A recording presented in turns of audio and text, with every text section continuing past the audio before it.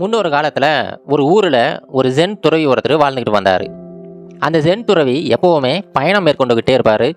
ஒவ்வொரு ஜென் மடங்களாக போயிட்டு அங்கே இருக்கிற சீடர்களை பார்த்து பல விஷயங்களை பேசிக்கிட்டு இருப்பார். அந்த மாதிரி ஒரு சமயம் ஒரு ஜென் மடத்துக்கு போகிறாரு. அந்த ஜென் மடத்தில் நிறைய சீடர்கள் இருக்காங்க. அவங்க எல்லாருமே இந்த ஜென் துறவிக்கிட்ட நிறைய கேள்விகள் கேட்குறாங்க. இவருமே எல்லா கேள்விகளுக்குமே பதில் சொல்லிக்கிட்டே வராரு. அப்போது ஒரு சில சீடர்கள்லாம் எழுந்து, ஐயா, எங்கள் எல்லாருக்குமே ஒரு முக்கியமான சந்தேகம் ஒன்று இருக்குது. அது என்னென்னா, எப்படி எல்லா கஷ்டமான விஷயங்களையுமே ரொம்ப சுலபமாக செய்கிறது, அதுக்கு ஏதாவது வழிமுறை இருக்கா, இல்லை ஏதாவது ஒரு எளிய வழி இருந்தால் சொல்லுங்களேன் அப்படின்னு சொல்லிட்டு இந்த சென் குருக்கிட்ட அந்த சீடர்கள் எல்லாமே ஒரு கேள்வியை வைக்கிறாங்க. உடனே இந்த சென் குருவுமே, இங்கே பாருங்கப்பா, இந்த கஷ்டமான விஷயங்களெல்லாம் செய்யறதுக்கு ஒரே ஒரு எளிய வழி தான் இருக்குது. அந்த வழி என்ன அப்படிங்கிறத ஒரு சின்ன கதை மூலமாக சொல்கிறேன் அப்படின்னு சொல்லிட்டு அவருமே ஒரு சின்ன கதை ஒன்று சொல்கிறாரு. அது என்னென்னா, ஒரு சின்ன கிராமம். அந்த கிராமத்தில் நிறைய பேர் வாழ்ந்துக்கிட்டு இருக்காங்க. அங்கே ஒரு அழகான குடும்பம் ஒன்று இருக்குது. அந்த குடும்பத்தில் அவங்க அப்பா, அம்மா, அப்புறம் அவங்களுக்கு ஒரு பையன் இருக்கான். இப்போ அவங்களுக்கு முக்கியமான தொழில் என்னென்னு பார்த்தீங்கன்னா வேட்டையாடுறது தான். பக்கத்துலேயே நிறைய காடுகள்லாம் இருக்குது. தினமுமே காலையில் போவாங்க. போயிட்டு வேட்டையாடிக்கிட்டு அங்கே இருக்கிற அந்த விலங்குகள், வேறு சில பொருட்கள்லாம் எடுத்துகிட்டு வந்து அதை வியாபாரம் பண்ணி தான் அவங்க வாழ்க்கை நடத்திக்கிட்டு இருந்தாங்க. தினமுமே அவங்க அப்பா வேட்டைக்கு போவார். அவங்க அம்மா வீட்டில் இருப்பாங்க. அவங்க பையனுமே சின்ன பையன் அப்படிங்கிறதுனால அவன் வீட்டிலே தான் இருப்பான். இப்போ அவங்க பையனுக்குமே வேட்டையாடுறதை கற்றுக்கிறதுக்கு ரொம்ப ஆர்வம். தினமுமே அவங்க அப்பா கிட்ட கேட்டுக்கிட்டே இருப்பான். ஆனால் அவருமே, நீ இப்போ வந்து பள்ளிக்கூடம் போகணும், அதனால் நீ பள்ளிக்கூடம் போ, அப்புறமா உனக்கு கற்றுத்தரேன் அப்படின்னு சொல்லிட்டு ஏதாவது ஒரு காரணத்தை சொல்லி தடை போட்டுக்கிட்டே இருந்தார். ஒரு சமயம் அந்த பையன், இல்லை, என்னை கண்டிப்பாக கூட்டிகிட்டு போயே ஆகணும், எனக்குமே வேட்டையாட கற்றுக் கொடுங்க அப்படின்னு சொல்லிட்டு ரொம்ப வற்புறுத்துறான். சரிப்பா வா அப்படின்னு சொல்லிட்டு அவங்க அப்பாவுமே கூட்டிகிட்டு போகிறாரு. இப்போ கூட்டிகிட்டு போகிறாரு. அது ஒரு அடர்ந்த காடு. அந்த காட்டில் பார்த்தீங்கன்னா நிறைய மிருகங்கள்லாம் இருக்குது. இப்போ இவங்க வேட்டையாடுறதுக்காக ஒரு சில மிருகங்களை தேர்ந்தெடுக்க சொல்கிறாரு. உடனே அந்த பையனுமே ஒரு சில மிருகங்களை தேர்ந்தெடுக்கிறான். உடனே அந்த பையன்கிட்ட வில்லையும் அம்பையும் கொடுக்குறாரு. கொடுத்துட்டு, இப்போ நீ வந்து அந்த விலங்கை குறி வைக்கணும் அப்படின்னு சொல்லிட்டு குறி வைக்க சொல்கிறாரு. இப்போ அந்த பையன் ரொம்ப கவனமாக அந்த விலங்கை வந்து அந்த அம்பினால் குறி வச்சுக்கிட்டு இருக்கான். அந்த சமயம் பார்த்தீங்கன்னா இவங்க அப்பா அந்த பையனுக்கே தெரியாமல் கொஞ்சம் கொஞ்சமாக விலகி ரொம்ப தூரம் போயிட்டாரு. போனது மட்டும் இல்லாமல் ரொம்ப தூரத்தில் இருந்து ரொம்ப சத்தமாக அந்த மிருகங்கள் எல்லாத்தையுமே பயமுறுத்துகிற மாதிரி சத்தம் எழுப்பிட்டாரு.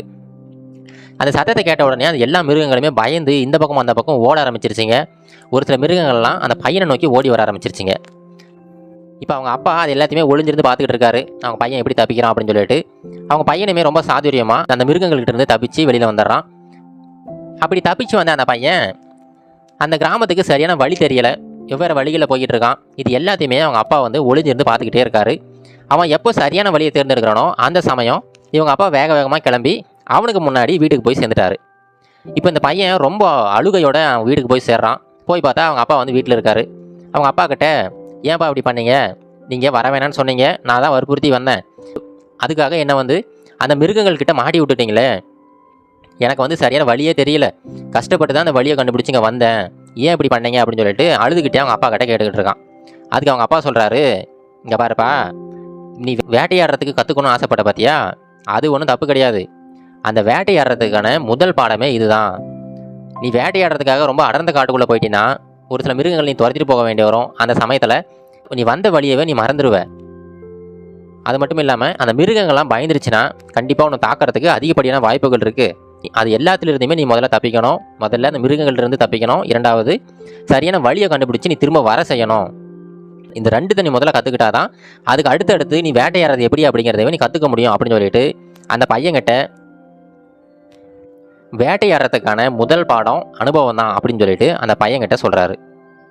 இப்போ என்னென்னா, இவங்க ரெண்டு பேருமே வேட்டையாடுறதுக்காக போனாங்க. கிட்டத்தட்ட ஒரு நாள் வந்து அதிலே செலவழிச்சிட்டாங்க. ஆனால் எந்த ஒரு பொருளுமே அவங்க கையில் எடுத்துகிட்டு வரல, எந்த ஒரு விலங்கையுமே வேட்டையாடலை, வேறு எந்த ஒரு பொருளுமே எடுத்துகிட்டு வரல. ஒரு நாள் வீணாக போனது தான். ஆனால் அந்த பையனுக்கு ஒரு நல்ல பாடத்தை ஒரு கற்றுக் கொடுத்துட்டாரு. எந்த ஒரு விஷயத்தையுமே நாம் சரியாக செய்யணும் அப்படின்னா கண்டிப்பாக அந்த விஷயத்தில் பல தப்புகள் செஞ்சு அந்த அனுபவம் இருந்தால் மட்டும்தான் செய்ய முடியும் அப்படிங்கிற விஷயத்த அந்த பையனுக்கு கற்றுக் கொடுத்துட்டாரு. இந்த கதையை சொல்லி முடிச்சுட்டு அந்த சென் குரு அந்த சீடர்கள்கிட்ட, இந்த கதையிலிருந்து நீங்கள் என்னப்பா தெரிஞ்சுக்கிறீங்க, அவங்க அப்பா செஞ்சது சரியா தவறா அப்படின்னு சொல்லிட்டு கேட்குறாரு. இப்போது ஒரு சில சீடர்கள் இது சரிதான் அப்படின்னு சொல்லிட்டு சொல்கிறாங்க. ஆனால் ஒரு சில சீடர்கள் அவர் செஞ்சது தப்புங்க, அந்த மாதிரி காட்டுக்குள்ளார விட்டுட்டு வர்றது தப்பு தானே, அந்த பையனுக்கு ஏதாவது ஆயிருந்தா என்ன பண்ணுறது அப்படின்னு சொல்லிட்டு அவங்களுடைய கருத்துக்களையுமே சொல்கிறாங்க. இப்போது எல்லாருடைய கருத்துக்களையுமே கேட்டு முடிச்சுட்டு இப்போ சென் குரு சொல்கிறாரு, இங்கே பாருங்கப்பா, அவங்க அப்பா செஞ்சது 100% சரிதான். ஏன்னா அவர் அப்படி செய்யலை அப்படின்னா ஒவ்வொரு இடத்துலையுமே கூடயே இருக்க முடியாது அந்த பையன் கூட. அந்த பையன் நாளைக்கு தனியாக வேட்டையாட போக வேண்டியிருக்கும். அந்த சமயத்தில் அவங்க அப்பா கூட இருக்காரு அப்படிங்கிற தைரியத்தில் அவன் பாட்டுக்கு அவன் உள்ளே போயிட்டானா திரும்ப வெளியவும் வர முடியாது. மிருகங்கள்கிட்ட மாட்டிக்கிட்டா அவனுக்கு உயிருக்கே ஆபத்தாயிடும். இது எல்லாத்தையுமே கருத்தில் எடுத்துக்கிட்டு தான் அவங்க அப்பா ரொம்ப அருமையாக அந்த பாடத்தை அந்த பையனுக்கு சொல்லி கொடுத்துருக்காரு.